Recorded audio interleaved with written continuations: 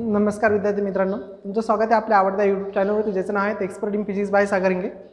आजच्या लेक्चरमध्ये आपण task number 6 that is motion under the gravity और फ्री फॉल यावरील डाऊट जे आहे टास्क नंबर 6 वरची ही डाऊट आपण आजच्या लेक्चरमध्ये घेणार आहोत.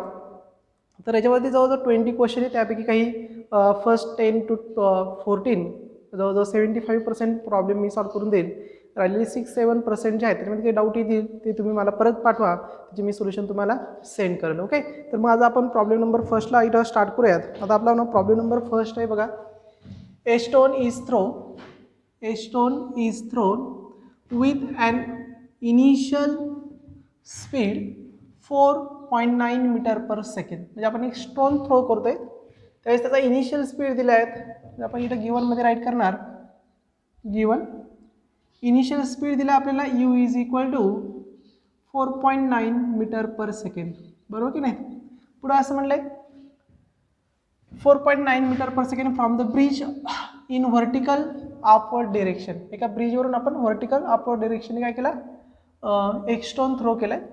It falls down in water after 2 second. आणि तो स्टोन वॉटरवरती म्हणजे ब्रिजच्या खाली जे वॉटर असणार त्या वॉटरवरती तो फॉल्स होतो. किती सेकंड नंतर, 2 सेकंड नंतर.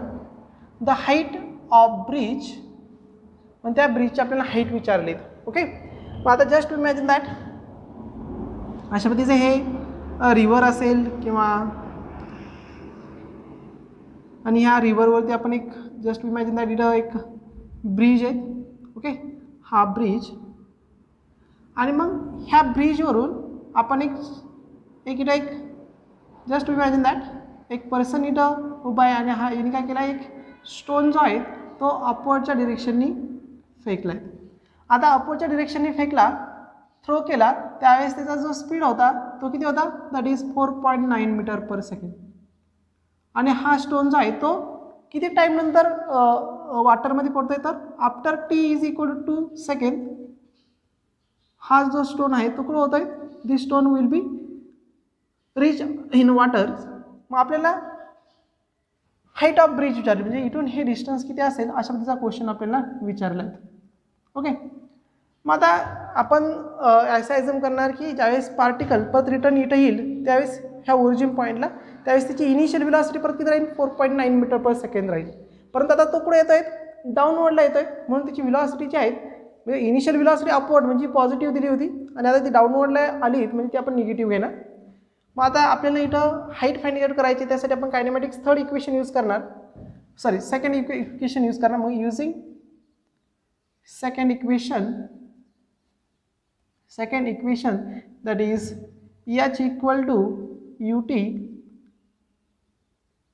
प्लस 1/2 gt स्क्वेअर, बरोबर की नाही. आता इथं हा यू जो आहे तो आपण निगेटिव्ह कन्सिडर करणार. So h equal to minus u का बरं, कारण आपण इथं डाऊनवर्ड मोशन कन्सिडर करणार, vertical downward. So u will be negative. So h equal to minus u is 4.9 into t is 2 second. Time किती दिला आपल्याला, t is equal to 2 second दिला आहे आणि आपल्याला हाईट फाइंड आउट करायची, बरोबर की नाही. So 4.9 into 2 plus 1/2 g is 9.8 into t square. T is again 2 square. So this one is minus 9.8 plus this one is this 2 and this 2 will be get cancelled. So 9.8 into 2. So finally we get 9.8 plus 19.6 आणि या दोघांचं subtraction जर केलं तर आपल्याला ही height मिळेल 9.8 metres. म्हणजेच ज्यावेळेस स्टोन ह्या वॉटरमध्ये फॉल झाला त्यावेळेस ब्रिज आणि स्टोनमधली हाईट किती असणार आहे, तर this height will be 9.8 metre. So option number B is correct. Okay, so this is the solution of problem number first. Now we concentrate the problem number 2. Problem number 2 मध्ये काय म्हणले बघा. A stone is shot straight upward with a speed 20 metre per second from the tower of 200 meter height. The speed with which it strike the ground. Question काय विचारलाय बघा. आपल्याला एक tower दिलाय, एक टावर आणि ह्या स्टारवरून आपण काय करत आहेत, स्ट्रेट अपवर्डला. ओके, इथून एक स्टोन स्ट्रेट अपवर्डला जाते. शॉर्ट करतो आपण. शॉर्ट केल्यानंतर हा स्ट्रेट अपवर्डला मूव्ह होईल आणि नंतर परत कुठं होणार आहे, या सर्टन हाईटपासून परत कुठं येणार आहे, ग्राउंडवरती रीच होईल. त्यावेळेस इथं रीच होईल त्यावेळेस तिची फायनल व्हेलॉसिटी काय असेल असा क्वेश्चन आहे. ओके, म्हणजे आपल्याला काय दिलं आहे ते अगोदर आपण राईट करूया त्या प्रॉब्लेममध्ये. गिवन आपल्या इनिशियल व्हेलॉसिटी दिली that is 20 metre per second. आता ज्यावेळेस स्टोन्स आहेत तो परत ह्या पॉईंटवरून म्हणजे अपवर्डला गेला, इथून परत रिटर्न बॅक ज्यावेळेस परत त्याच्या ओरिजिनल पोझिशनला येईल आणि इथून तो डाऊनवर्डला जाणार आहे, त्यावेळेस त्याची इनिशियल व्हेलॉसिटी किती असणार आहे, -20 मीटर पर सेकंड. आता व्हेलॉसिटी -20 मीटर का घेतली, कारण त्याची डिरेक्शन चेंज झाली. अगोदर अपवर्डला जाते, नंतर कुठे झाली जाणार ती डाऊनवर्डला. Okay, so u is -20 metre per second किंवा तुम्ही निगेटिव्ह यू घेऊ शकता. नंतर हाईट दिली तुम्हाला टावरची, हाईट किती दिली तुम्हाला 200 मीटर दिली आणि तुम्हाला फायनल स्पीड विचारलं, what is the final speed. मग आता याच्यासाठी आपण कोणतं इक्वेशन यूज करणार, तर kinematics third equation. Using kinematics third equation. मग कायनेमॅटिक्स थर्ड इक्वेशन आपण जर यूज केलं तर थर्ड इक्वेशन तुम्हाला माहिती आहे. मग कायनेमॅटिक्स थर्ड इक्वेशन काय, kinematics third equation that is v square is equal to u square plus 2gs. आता जी पॉझिटिव्ह कारण कुठे जाणार आपण डाऊनवर्डला, सो जी एसच्या ऐवजी मी इथं एच घेणार. So u v square is equal to u square. आता यू इज -20 -20चा square plus 2 into g, g is 9.8 into h, h कितीला आहे, हाईट 200 मीटर. आता हे इथं आपण करूयात, v square is equal to 400 plus 19.6 into 200. Okay, so v square is equal to 400 plus आता 19.6ने याला मल्टिप्लाय जर केलं आपण तर आपल्याला साधारण हे आन्सर मिळेल. सो असं घेऊयात आपण 19.6 into 200, simple multiplication 0 0 0 into 0 0 0 into 2 6 are 12, 12 is 1, 18, 1 9, 1 2 and 1 is 3. So 0 0 2 9 3 and 1 digit. So we get the answer 3920. आता यांची आपण ॲडिशन करूयात. So v square is equal to 0 plus 0 is 0, 0 plus 2 is 2, 4 plus 9 is 13, 12 is 1 and 3 plus 1 is 4. So v square is 4320. आता आपण जर option जर बघितलं तर ऑप्शन 60 आहे. 60 म्हणजे 3600 याचा स्क्वेअर जर केलात, ओके, तर 3600 मिळेल. 65चा जर स्क्वेअर केला आपण 65, तर 65 into 65 that is 5 5 25 30 32 into 630 3 6 6 30 39. So 5 2 2 4 2 म्हणजे 65 is nearly equal to 4320. So v is nearly equal to we can written as 65 metres. Concept लक्षात आहे तुमच्या, 65 मीटर्स. आता इथं तुम्ही 9.8च्या ऐवजी 10 यूज केला तरी चालेल सिम्प्लिसिटीसाठी. जर तुम्हाला जर जी दिलेला 9.8 दिलेला नसेल तर तुम्ही 10 यूज करू शकता. मग इथं डायरेक्टली आपण जर 10 यूज केला तर आपलं कॅल्क्युलेशन फास्ट होतं. मग कॅल्क्युलेशन फास्ट होईल म्हणजे आपण हे जे आन्सर जे आहेत ते नियरली इक्वल 4000 मिळेल. ओके, आणि 4400 आणि मग हे जे आन्सर आहेत ते कशा नियरली इक्वल आहे 65 मीटरच्या. So B option is again correct. Okay, so this is the solution of problem number 2. आता प्रॉब्लेम नंबर 3 कडे आपण जातोय. काय म्हणले बघा, a body freely falling from the rest. म्हणजे बॉडी फ्रीली फॉल होते, ओके, आणि कुठून फॉल होते तर रेस्टपासून. मग रेस्टपासून फ्री फॉल होते याचा अर्थ काय, तिची इनिशियल व्हेलॉसिटी किती असणार आहे तर सरळ सरळ 0 असणार आहे. U is equal to 0. From rest has a velocity v after it falls through a height h. आणि नंतर v या व्हेलॉसिटी जाऊन ती किती हाईट म्हणजे फायनल व्हेलॉसिटी तिला v मिळते त्यावेळेस ती किती डिस्टन्स कव्हर करते, तर एच एवढं डिस्टन्स कव्हर करते असं त्यांनी म्हटलं आहे. पुढं असं म्हणलं आहे the distance it has be fall down for its velocity becomes double.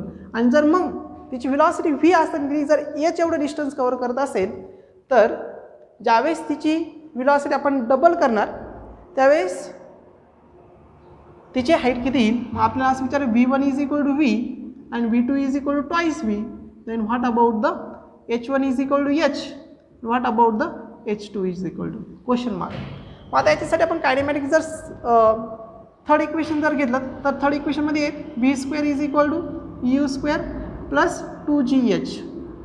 Okay, u इथं 0 आहे म्हणजेच काय येईल v square is equal to 2gh. म्हणजे आपण एचसाठी फॉर्म्युला जर डेव्हलप केला तर h इक्वल टू येईल v स्क्वेअर आपण 2g.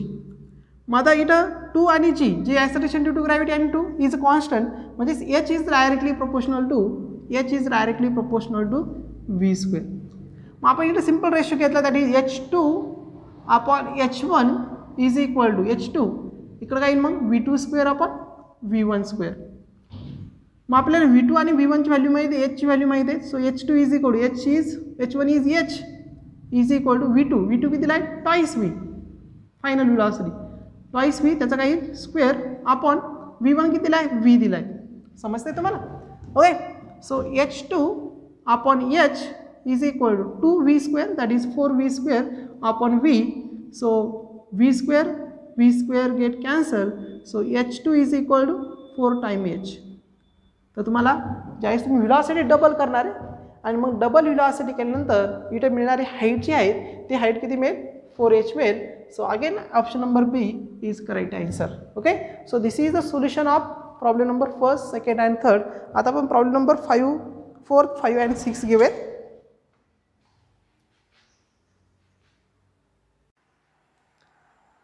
आता आपण प्रॉब्लेम नंबर 4, 6, 7 आणि 8 ही नेक्स्ट प्रॉब्लेम आपण डिस्कस करतोय बघा. आता प्रॉब्लेम नंबर 4 मध्ये काय म्हटलंय ते आपण समजून घेऊयात. The time taken bye block of wood initially at rest to slide down a smooth inclined plane 9.8 meter long with an angle inclination 30 degree is.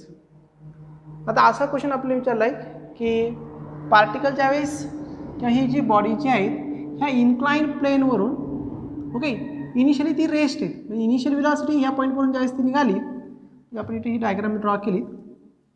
Okay, हा इन्क्लाइंड प्लेन आणि बॉडी ज्यावेळेस ह्या टॉप मोस्ट पॉईंटला होती त्यावेळेस तिची initial velocity किती आहे 0 आहे आणि ती किती डिस्टन्स कव्हर करणार आहे बघा किती डिस्टन्स कव्हर करणार आहे. तर हे जे डिस्टन्स आहे त्याला आपण एस म्हणलं आणि हे एस आपल्याला 9.8 मीटर एवढं डिस्टन्स कव्हर करणार आहे. त्यावेळेस बॉडीला इथपर्यंत येण्यासाठी किती टाईम लागेल आणि अँगल ऑफ इन्क्लिनेशन आपल्याला 30 दिला आहे. आता आपण जर इथं विचार जर केलात आणि हे इक्वेशन जर सॉल्व केलं तर s equal to ut plus 1/2 AT square. Okay, आणि ह्या इक्वेशन आपण टाईम फाइंड आउट करू शकतो. परंतु आपण ज्यावेळेस आता इथे इनिशियल व्हेलॉसिटी 0 आहे म्हणजे एस इक्वल टू काय सिंपल 1/2 इथे एच ऐवजी g. So gt square. So t square is equal to 2s upon g. अशा पद्धतीचं सिंपल त्याचं सोल्युशन मिळेल आणि याच्यावर आपण टाईम फाइंड करणार. परंतु ज्यावेळेस बॉडी डाऊनवर्डला येणार त्याच्यावरती ॲक्ट होणार असेल. आता बॉडी आपण जस्ट इमॅजिन दॅट इट आहे त्यावेळेस ती डाऊनवर्डला येईल त्यावेळेस तिचं ॲक्सलरेशनची डिरेक्शन जी आहे ती डाऊनवर्डला आहे. जी कुठं असणारी बॉडीच्या एक्झॅक्ट डाऊनवर्ड डिरेक्शनला ॲक्ट होणार आहे पण बॉडी चालली हे ह्या इन्क्लाइन डिरेक्शन. मग आपल्याला ॲक्सलरेशन कुठं फाइंड करायचं आहे ह्या इन्क्लाइन डिरेक्शनला फाइंड करायचं आहे म्हणून आपण ह्या पॉईंटला इथं जर रिझॉल्व केला ॲक्सलरेशनला ओके तर याला आपण एक ॲडजस्टंट साईड आणि एक अपोजिट साईड ड्रॉ केली. हा अँगल 30 बाय अँगल मेजरमेंट हा अँगल 30ची येईल. ही ॲडजस्टंट साईड होईल जीची हा येईल जी कॉस 30 आणि हा येईल जी साईन 30. म्हणजेच एचची डिरेक्शन जी आहे वन डिरेक्शनची डिरेक्शन ही कोणती येईल जी साईन थिटा. म्हणजे तुमचा इथं जो जी असणार तो काय असणार आहे जी साईन थिटा असणार. ओके, तो 30 आपण आता तो काय घेतला आपण 30 इज थिटा. थिटा आपल्याला माहीत आहे आपण 30 इथं सबस्टिट्यूट करतो आपण थिटा ॲझ्युम केला. Okay, this one is theta. मग इथं येईल तो जी साईन थिटा म्हणजे तुम्हाला टाईम जो मिळेल t square is equal to 2s upon g sine theta. G sine theta का बरं घेतलं लक्षात आलं का? आपण डायरेक्ट जी काय यूज नाही करा, कारण जी जो आहे तो डाऊनवर्ड ॲक्ट होते, बॉडी इन्क्लाइन डिरेक्शनला मूव्ह होते. मग आपण प्रॉब्लेम कोणत्या डिरेक्शन सॉल्व्ह करणार, ज्या डिरेक्शन बॉडी मूव्ह होते त्या डिरेक्शन. मग त्या डिरेक्शनला जी किती ॲक्ट होते, ॲक्सलरेशन ड्यू टू ग्रॅव्हिटी किती ॲक्ट होते, तर ती जी साइन थिटा एवढी ॲक्ट होते. म्हणून आपण जीच्या ऐवजी इकडे काय कोणता जीचा कॉम्पोनंट जो ज्या डिरेक्शन पार्टिकलचं डिस्प्लेसमेंट होते त्या डिरेक्शनचा कॉम्पोनंट जी साइन थिटा हा आपण घेतला. So t square is equal to 2 into s is 19.8 दिला आहे तुम्हाला. डिस्टन्स किती दिलं आहे तुम्हाला 9.8 upon g is 9.8 into sine 30 degree. Okay, तर मग आता हे सॉल्युशन केलं आपण. 9.8 get cancel. 2 upon sine 30 is 1/2. Okay, sine 30 is 1/2. हा 2 वरती जाईल. मग टी स्क्वेअर इज इक्वल देईल 4 सेकंड स्क्वेअर आणि मग टी इज इक्वल तुम्हाला मिळेल याचं स्क्वेअर रूट घेतल्यानंतर 2 सेकंड.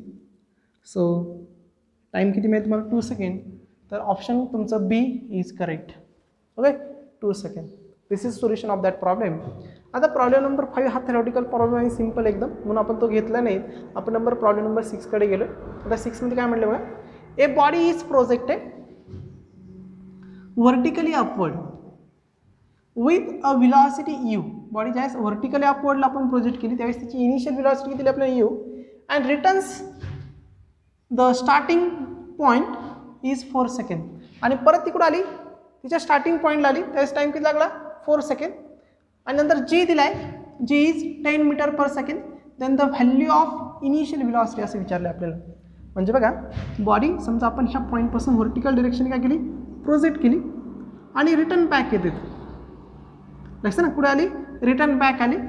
त्यावेळेचा आपल्याला विचारलं की त्यावेळेस तिची इनिशियल व्हेलॉसिटी किती असणार आहे आणि इथं येण्यासाठी तिला टाईम किती लागतो 4 सेकंड. मग आपल्याला माहिती आहे आता बॉडी ज्यावेळेस ग्राउंडपासून अपवर्डला जाणार एक पर्टिक्युलर पॉईंटला, हा झाला तुमचा टाईम ऑफ असेंट आणि ती रिटर्न बॅक येणार हा झाला टाईम ऑफ डिसेंट.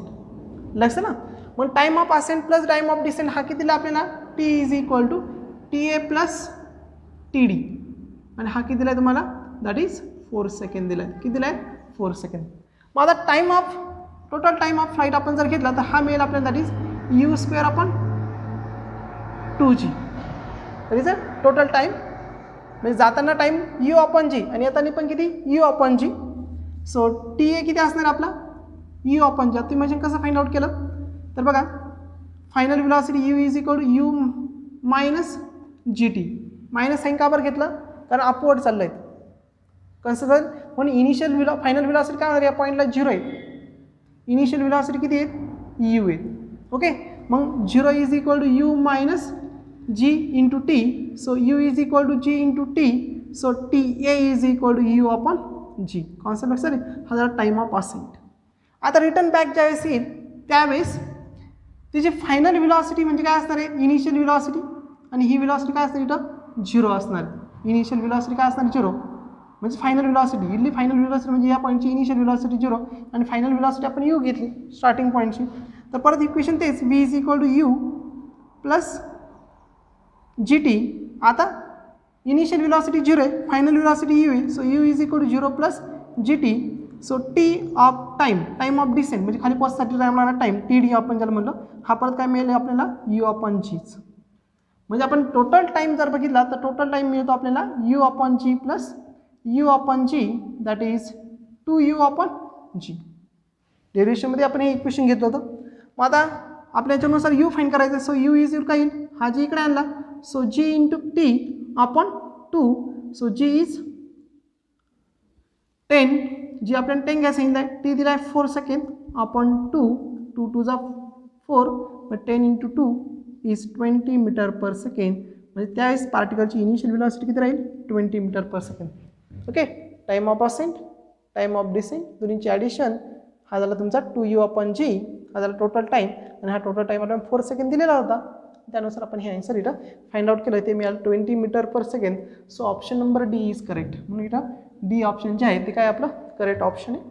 आता प्रॉब्लेम नंबर 7 कडे जाऊयात. प्रॉब्लेम नंबर 7 काय म्हणलं आहे बघा, time taken by an object falling from rest to cover the height h1 and h2 respectively in time t1 and t2, then the ratio of t1 to t2. आता एक object आहे तो आपण काय करतोय डाउनवर्डला फॉल होतोय. Just imagine that. Time taken by object falling from rest to cover the height H1 आणि H2. म्हणजे पार्टिकल ज्यावेळेस तो डाऊनवर्डला जाणार आहे त्यावेळेस त्याला H1 एवढी हाईट कव्हर करण्यासाठी त्याला टाईम लागला T2 आणि इथून पुढे H2 एवढी हाईट कव्हर करण्यासाठी त्याला टाईम लागला T2. मग ह्या T1 आपण T2चा रेशो विचारले. आता इनिशियली ज्यावेळेस ऑब्जेक्ट डाऊनवर्डला येतो त्यावेळेस त्याची इनिशियल व्हेलॉसिटी 0 होती. का बरं? कारण तो कसा होता? रेस्ट होता. कुठून फास्ट गेला होता आपण? रेस्टपासून. मग आपण याच्यासाठी आता इक्वेशन कोणतं यूज करणार तर कायनेमॅटिक सेकंड इक्वेशन यूज करूयात. So H equal to UT plus 1/2 GT². बरोबर की नाही? U 0 आहेत म्हणजे H इक्वल काय येईल? 1/2 GT². ओके. मग H equal to time find करायचा आहे. बरोबर की नाही? मग T² इज इक्वल टू मिळेल आपल्याला 2H/G. असं ना, म्हणजे T इज इक्वल टू मिळेल √2H/G. कॉन्सेप्ट लक्षात आली तुमच्या? म्हणजे आपण इथे जर बघितलं तर टाईमसाठी इक्वेशन आपल्याला जे मिळालं, टाईमसाठी इक्वेशन काय मिळालं आपल्याला ह्या पर्टिक्युलर केसमध्ये? टाईमसाठी आपल्याला इक्वेशन मिळालं that is T is equal to √2H/G. G is constant, so time is directly proportional to the √H. समजतं? 2 and G is constant, मग T time is directly proportional to H. मग आपल्याला T1/T2चा ratio, मग T1/T2 is equal काय मिळेल आपल्याला? √H1/H2. म्हणजेच हा रेशो काय मिळेल आपल्याला? T1 as T2 is equal to √H1 as √H2. So option number second is correct. Got it? Okay. समजलं तुम्हाला हे? आता प्रॉब्लेम नंबर 8 बघूयात. 8 मध्ये काय म्हणलं बघा? A body thrown vertically upward from the ground. एक बॉडी आपण व्हर्टिकली अपवर्डला थ्रो करतोय. कुठून? ग्राउंडपासून. It reaches the maximum height 100 metre in 5 second. आणि तिने काय केलं? मॅक्झिमम हाईट कव्हर केली. किती सेकंडमध्ये? 5 सेकंडमध्ये. मॅक्झिमम हाईट किती? 100 metre. After what time it will be reach the ground from the maximum height position. पण त्यांनी क्वेश्चन असं विचारलं की ती परत रिटर्न येण्यासाठी तिला काही टाईम लागेल. तर इथं सिम्पल कन्सेप्ट आहे. पार्टिकलला ज्यावेळेस म्हणजे आपण motion under the free fall he condition घेतो त्यावेळेस ह्या कंडिशनमध्ये पार्टिकलला अपवर्डला जाण्यासाठी मॅक्झिमम हाईटला पोहोचण्यासाठी जेवढा टाईम लागेल तेवढाच परत काय किती टाईम लागेल त्याला डाऊनवर्डला येण्यासाठी. म्हणजे इथं time of ascent is equal काय येईल? Time of descent. Time of ascent is equal to time of descent. आणि मग time of ascent is 5 second. So time of descent is also 5 second. म्हणजे रिटर्न बॅक येण्याला किती time लागेल? तिला फक्त 5 सेकंड लागेल. So simple solution. So option number 2 again म्हणजेच option number B is correct. So this is the solution of problem number 8. आता आपण पुढचे प्रॉब्लेम घेऊयात. Problem number 9, 10 and 11.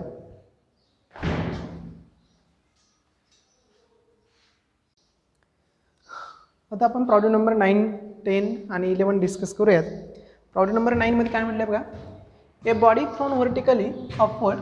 A body thrown vertically upward with an initial velocity u reaches the maximum height in 6 seconds. The distance, the ratio of distance traveled by body in the first second and 7 second is. म्हणजे आपल्याला u ह्या velocity body move होते त्यावेळेस ती maximum height cover करते. आणि maximum height म्हणजे just imagine that question काय बघा? आपण ह्या ग्राउंडपासून ही बॉडी जी आहे ती maximum height maximum height H मॅक्सपर्यंत काय केली? आपण प्रोजेक्ट केली. व्हर्टिकली मूव्ह झाली आणि तिने काय किती डिस्टन्स मूव्ह झाली? ती H मॅक्झिमम एवढं डिस्टन्स मूव्ह झाली. H मॅक्झिमम डिस्टन्स मूव्ह झाली म्हणजे फायनल व्हेलॉसिटी किती असणार आहे? 0. इनिशियल व्हेलॉसिटी किती आहे? u आहे. ओके. आणि ज्यावेळेस ती इथं ह्या पर्टिक्युलर हाईटला पोहोचली त्यावेळेस तिला तिथं टाईम लागला 6 सेकंड. ओके. मग आता आपल्याला विचारलं आहे that is a distance travelled by body in 1 second and 7 second या दोन्हीचा रेशो विचारला आहे. आता अगोदर आपण इनिशियल व्हेलॉसिटी फाइंड आउट करूयात. इनिशियल व्हेलॉसिटी किती असणार आहे? मग यासाठी आपण कायनेमॅटिक इक्वेशन जर यूज केलं दॅट इज बॉडी अपवर्डला मूव्ह होते. So kinematic first equation v is equal to u minus gt. So final velocity is 0. So u minus gt. कारण मॅक्झिमम हाईटला फायनल व्हेलॉसिटी किती असणार आहे? 0 असणार आहे. So gt is equal to u. So u is equal to that implies u is equal to g. g is 10 into t is 6 second. Maximum height पोहोचण्यासाठी किती time लागतो 6 सेकंड. तर इनिशियल व्हेलॉसिटी तुमची किती मग 16 मीटर पर सेकंड आहे. ही झाली तुमची इनिशियल व्हेलॉसिटी. आता आपल्याला कसला रेशो विचारला आहे 1 सेकंडसाठी आणि 7 सेकंडसाठी. आता बघा body 1 second to 7 second okay जाण्यासाठी म्हणजे 1 सेकंदापासून 6 सेकंडपर्यंत 1 सेकंड टू 6 सेकंडमध्ये ती मॅक्झिमम हाईटला मूव्ह होते आणि पुढच्या 7 सेकंडमध्ये ती काय येणार आहे डाऊनवर्डला 7 सेकंड. त्यावेळेस ती 7 सेकंडला ह्या 7 सेकंड म्हणजे तुमचा काय झाला तो 1 सेकंड झाला 6 नंतर 1 सेकंड. मग ह्या 1 सेकंडमध्ये ती किती डिस्टन्स कव्हर करणार आहेत 1 सेकंडमध्ये एच एवढा डिस्टन्स कव्हर करणार आहे. त्यावेळेस तिची इनिशियल व्हेलॉसिटी किती असणार आहे initial velocity v is equal to 0 असणार आहे. मग आता आपण कायनेमॅटिक्स फोर्स इक्वेशन यूज करूयात. Okay distance travel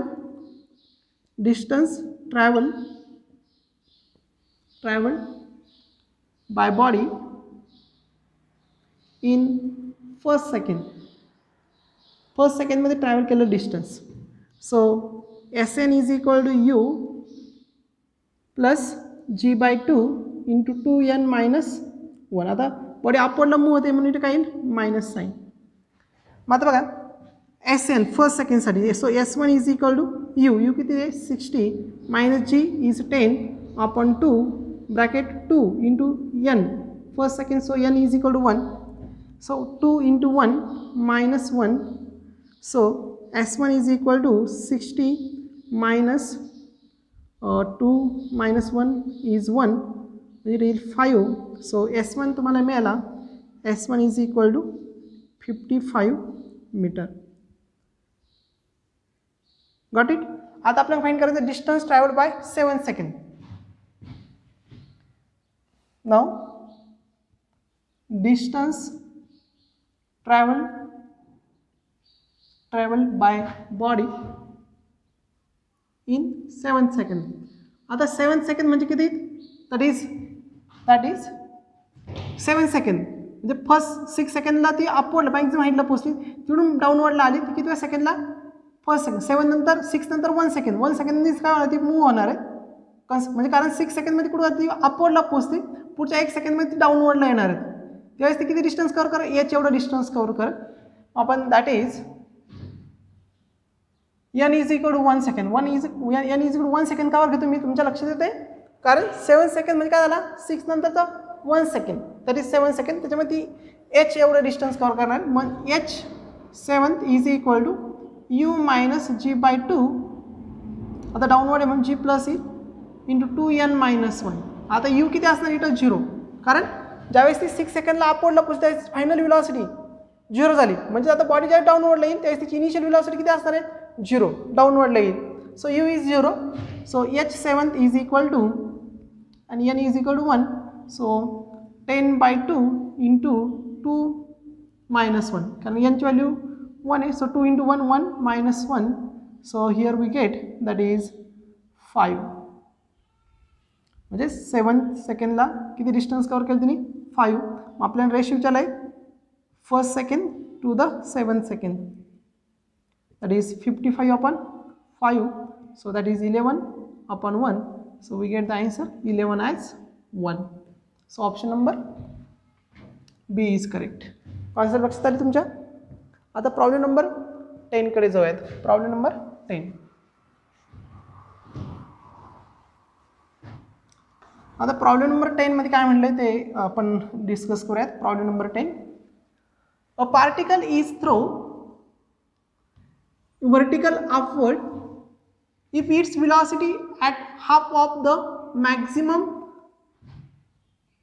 distance or maximum height half of the maximum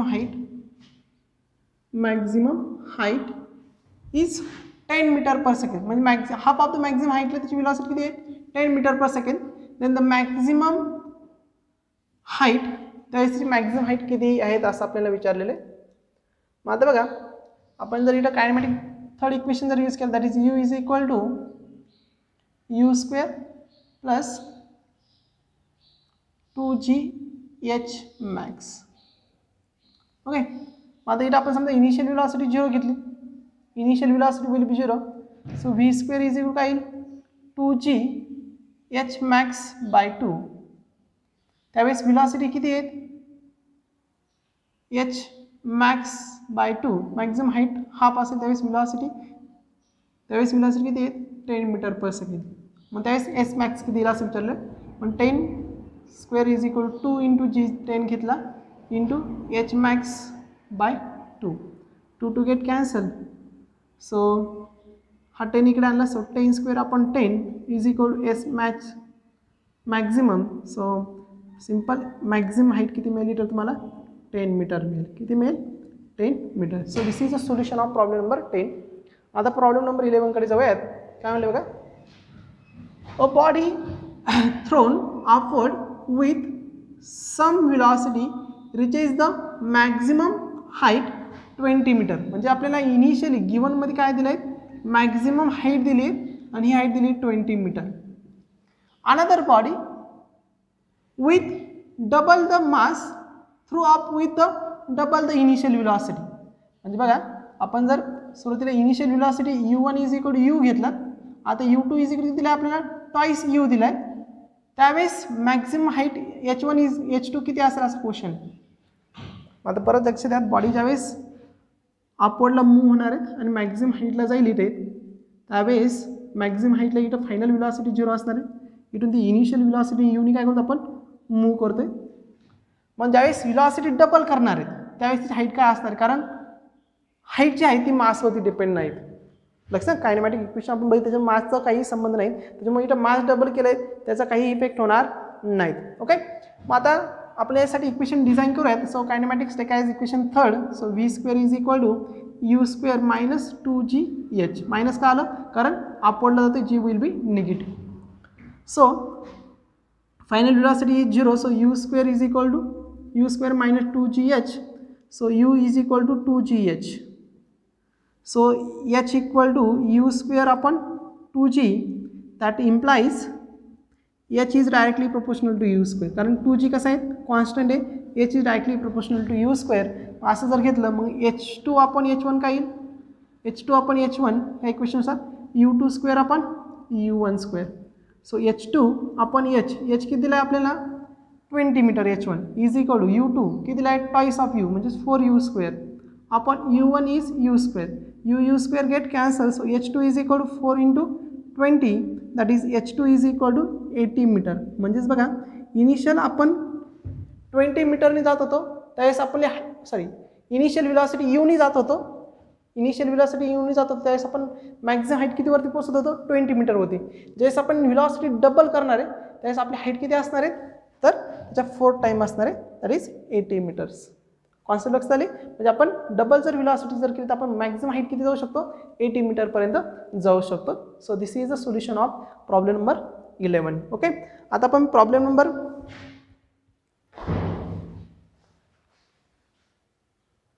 राहिलेली जी डाऊट आहेत तुम्ही मला ती डाऊट सेशनमध्ये विचारा. म्हणजे मला व्हॉट्सअपवरती तुम्हाला जी प्रॉब्लेम सॉल्व्ह झालीत 12 to 20 पर्यंत ती प्रॉब्लेम मला पाठवा, मी त्याचं सोल्युशन तुम्हाला सेंड करेल. आजचं लेक्चर आपण इथंच थांबवत आहे. Thank you.